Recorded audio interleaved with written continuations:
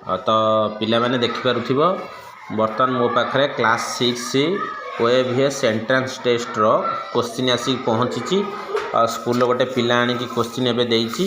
तो बर्तमान प्रथमे मु आज आमर जो विज्ञान व साइंस रो क्वेश्चन आंसर डिस्कसन करुच्ची।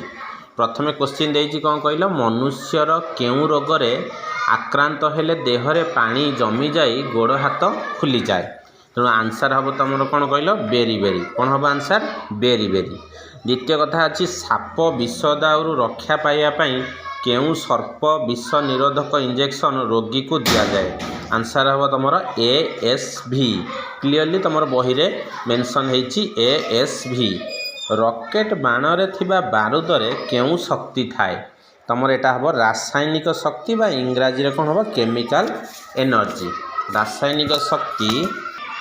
तापर तुम देती कौन ना घर कांथरे चून पानी लेपिले ताहा वायुमंडल केउ गैस सहित मिसी किछि समय रे धला हो जाए। सेटा हम कौन अंगार काम्ल। कौन हम अंगार काम्ल बा कार्बन डाइऑक्साइड। निम्नलिखित मध्यरु केउथिरु आलुमिनियम मिलता है। आलुमिनियम एक्सट्राक्ट होची बॉक्साइट ओडिया रे भी अच्छी बॉक्साइट। मनुष्य शरीर साधारण तापमात्रा केते ना 98.6 डिग्री फारेनहाइट किंतु बही रे तुम मिस्टेक रे देइछि 98.4। आंसर हम 98.6 डिग्री। धनुष्टंकार रोगर बीजाणु केउथिरे थांती। एटा हम माटी। कौन हम माटी। निम्नलिखित मध्यरु केउथिरु जैविक सार प्रस्तुत करा जाई परिबो। एटा हम गोशाला आवर्जना। गोशाला आवर्जना। तापर देछि हाड़फुटी रोगर भूताणु सुस्थ व्यक्ति को किपरि संक्रमित होता है ना एटा हम तुम कौन प्रत्यक्ष संस्पर्श रे बाय डायरेक्ट कांटेक्ट आउ थ्रू एयर। ऑप्शन हम A both I and second I.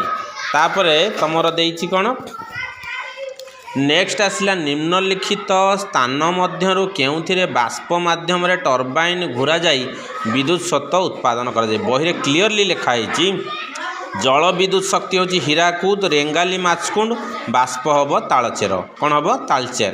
Ballpen रो धारणा प्रथमे केउ वैज्ञानिक देइथिले ना आंसर हम जॉन लाउड।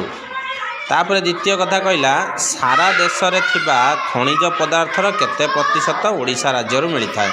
एटा आंसर हम आपनर तुमर 16.8 बा 16.8। जैविक अस्त्रर प्रयोग द्वारा मुख्यतः केउ रोगर प्रसार हेबार आशंका अछि। एटा हम कौन आंथ्राक्स। कौन हम आंथ्राक्स। रेफ्रिजरेटर बाहरुथिबा केउ गैस वायु को दूषित करे लिखाई रेफ्रिजरेटर बा शीतताप नियंत्रित यंत्र। बही रे थिला आंसर हम क्लोरोफ्लोरोकार्बन। केउ उद्भिदर मूल रे थिबा ग्रंथि रे एक प्रकार बीजाणु वायुमंडल जबक्षारजान संचित करथांती। एटा जानिचो एटा तो क्लियरली मुग बिरी हरड़। एटा ऑप्शन नंबर डी हबो मुग बिरी हरड़। तेणु